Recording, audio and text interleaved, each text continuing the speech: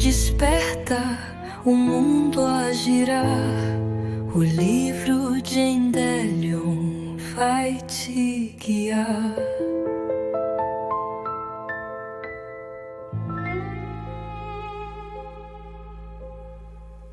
O sigilo de Elara Vance, ou a sintaxe do medo ou a negação do inominável. A penumbra rastejava pelos corredores do apartamento de Elara Vance como uma entidade viva, e talvez fosse. Não a penumbra comum do entardecer ou das cortinas mal puxadas, mas uma escuridão que parecia sugar a própria luz, deixando um resíduo de frio anímico. Elara, uma bibliotecária de pesquisa com um intelecto afiado e uma predileção por manuscritos antigos, a semana sentia essa presença. Começou como um mero desconforto, um calafrio na nuca que ela atribuía a noites mal dormidas e ao excesso de café. Mas logo, o desconforto coalesceu, ganhando uma forma espectral, ainda que amorfa, nos cantos de sua visão. Era uma ameaça, disso ela tinha certeza. Não física, no sentido mundano da palavra, mas uma insinuação de sua própria dissolução. Os objetos em sua casa pareciam adquirir uma malevolência sutil. A chaleira chiava com um lamento quase humano, as páginas de seus livros favoritos se viravam sozinhas para passagens inquietantes, e o som do gotejar da torneira na cozinha, antes um ruído doméstico, agora martelava em sua mente como um tambor cadavérico. A ameaça não se manifestava em gritos ou aparições grotescas, era mais insidiosa, uma erosão constante da sanidade, uma promessa sussurrada de um vazio inevitável. Ela sentia que estava sendo gradualmente apagada, e até mesmo esquecida pelas pessoas à sua volta. Em sua busca desesperada por uma explicação, Elara havia mergulhado nos tomos esotéricos que, por capricho do destino ou da providência cósmica, haviam passado por suas mãos na biblioteca.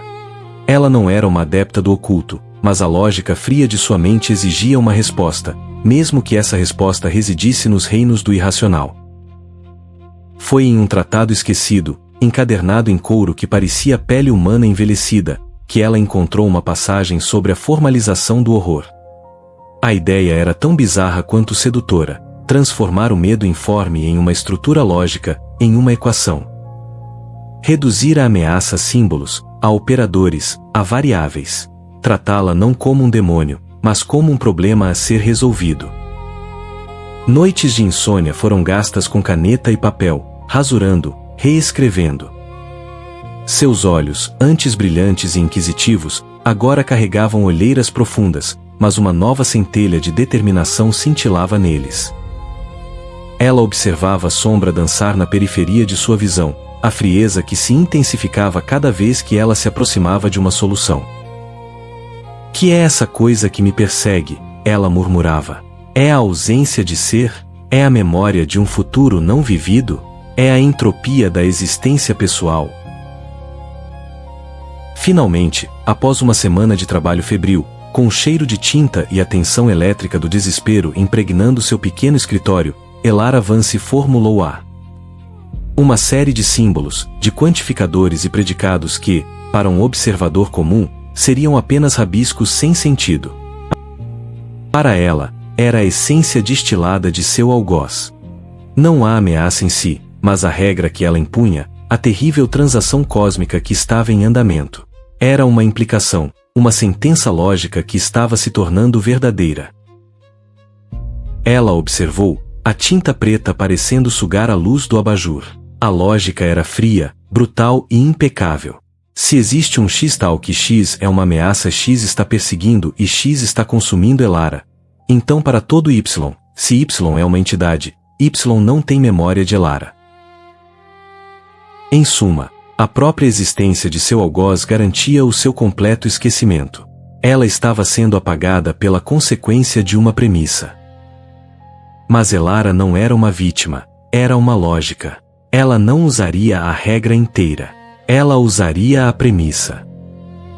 Com mãos que tremiam apenas minimamente, Elara pegou uma nova folha de pergaminho pálido, que ela havia adquirido em uma loja de artigos esotéricos que cheirava a incenso e poeira antiga. Ela traçou nela não a implicação inteira, mas apenas o antecedente. O nome lógico da coisa. Era isto. A definição de seu horror. Este era o sigilo. Não era para ser lido.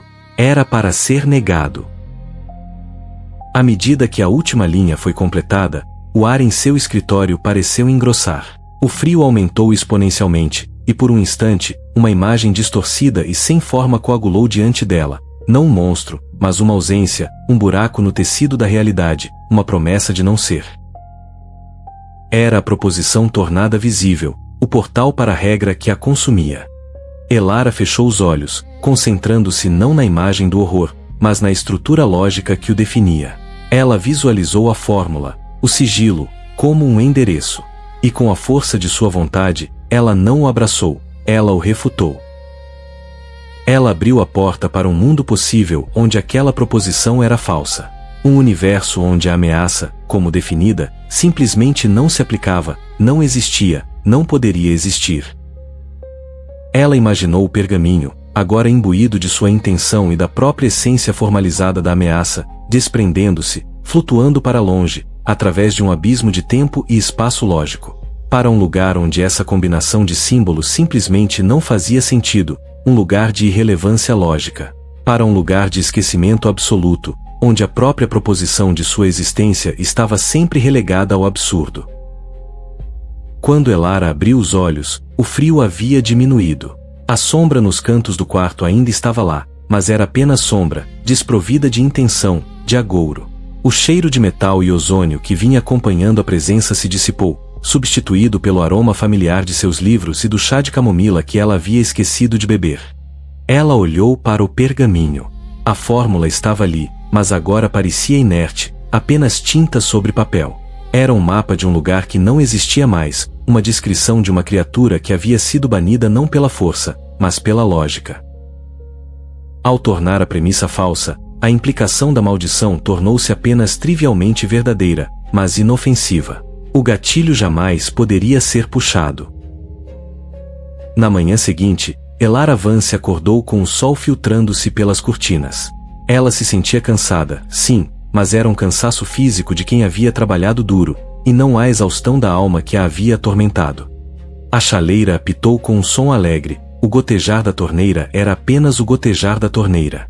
Ela olhou pela janela. O mundo lá fora era o mesmo, indiferente, mas agora sem a sombra opressora de algo que buscava arrastá-la para a nulidade. A ameaça havia sido relegada ao esquecimento. Não destruída, talvez, pois a própria ideia de sua existência havia sido apagada de seu mundo possível.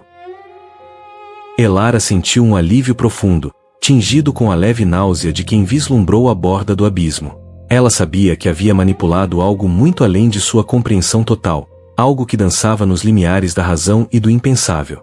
Mas ela sobreviveu. E em sua escrivaninha, o pergaminho com sigilo estava guardado, um lembrete silencioso do poder da forma, da linguagem e da pura, insana e lógica vontade humana. Anotações do livro de Indelion. Esta técnica, conhecida entre os que trilham o caminho da forma, baseia-se em dois princípios fundamentais. O horror informe, como a ansiedade, o medo ou uma entidade parasita, extrai seu poder da ambiguidade. Ele é um caos que se alimenta da falta de limites.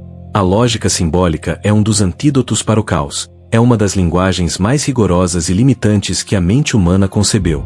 Ao forçar a ameaça a se encaixar em uma fórmula, você a define, e o que é definido pode ser contido.